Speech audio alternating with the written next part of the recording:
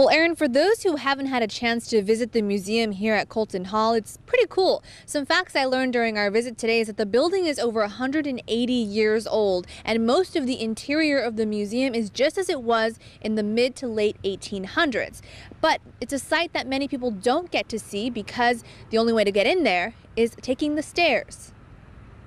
Absolutely the birthplace of California. There's no question. This is where California was born. Jeff has been guiding visitors through the Colton Hall Museum for 9 years. He could talk for hours about the history of the building. So the drafting, debating, and signing of the Constitution that allowed California to become the 31st state of the United States occurs right here in Monterey, occurs in this room. The stairs leading up to the museum are pretty steep, and on a misty day like today, they can be especially slippery. But for visitors in a wheelchair or with mobility issues, the entrance is not accessible.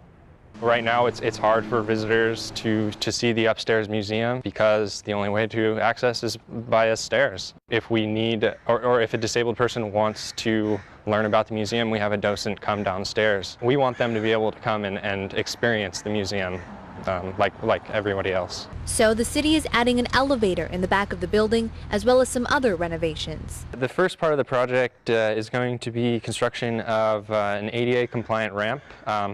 And it's going to go in the rear courtyard here. There's a restroom in here, and it's currently only for staff, but we're going to make that ADA accessible and install some automatic door openers, and as well as open up the restroom. There's 2 restrooms, and we're going to turn it into one large restroom. Jeff says docents have made do by physically carrying people upstairs or using technology. There's a virtual tour online where you can look online and hear and see different things. So there's different ways, but there's nothing like being here. Okay.